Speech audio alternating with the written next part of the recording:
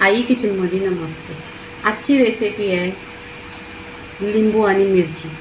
तर इथे गरमीतून जेवायला होत नाही तर लिंबू आणि मिरची याची रेसिपी बनवायची। नेहमीच बघा, तुम्हीही जर माझी रेसिपी बनवते एवढी टेस्टी लागते एकदम, तर बनवा तुम्ही। इथे मी 100 ते 150 ग्राम मिरची घेतलेली आहे। मी एक लिंबू घेतलेला आहे, त्याचे मोठे मोठे इथं फोर केलेला आहे, तुकडं केलेलं आहे।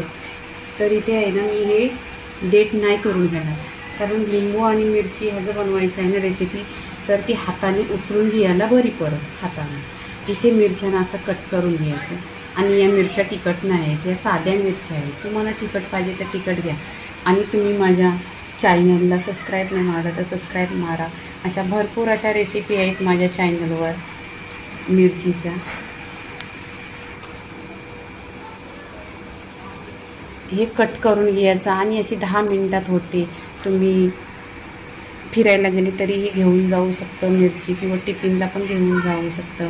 आणि गरमीच्या दिवसात जेवण खायला होत नाही, तर या अशा रेसिपी आहेत माझ्या मिरचीच्या।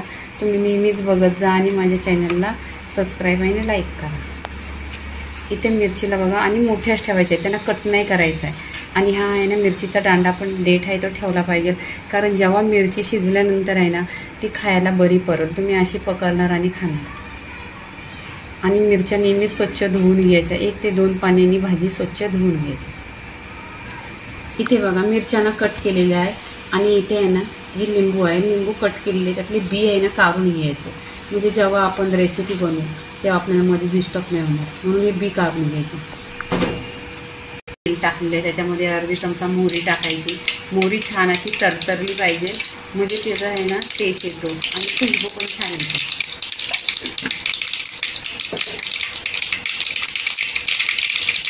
इथे चिमूटभर हिंग टाकायचं, आणि त्याच्यावर आपण मिरच्या टाकायची।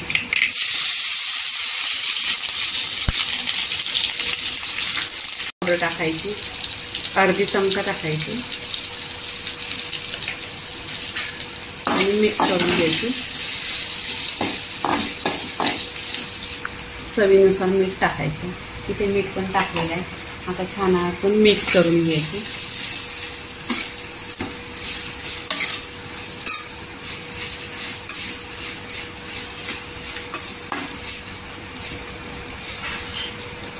इथे जी लिंबू आपण कट केलेली आहे, आता लिंबाचं ह्याच्यामध्ये रस टाकायचा।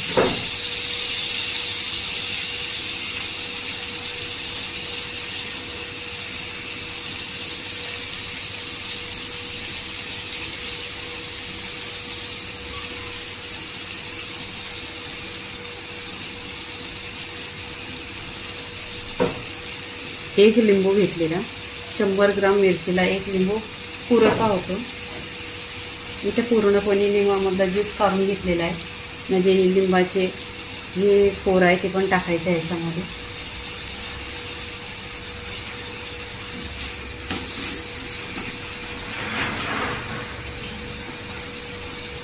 इथे पाण्याचा शिकरा मारायचा, जास्त पाणी टाकायचं नाही याच्यामध्ये, आणि ढाकण लावून इथे 10 मिनिटं एक स्लो गॅसवर ढाकण लावून शिजवून घ्यायचं। इथे 10 मिनिटं झालेली आहे बघा, आणि छान अशी मिरची शिजलेली आहे पूर्णपणे। ही भाताबरोबर खा, भाकरी बरोबर खा, चपाती बरोबर खा। आपली लिंबाची आणि मिरचीची रेसिपी झालेली आहे। लाईक करा, शेअर करा, सबस्क्राईब करा, आणि नेहमीच खात राहा। धन्यवाद।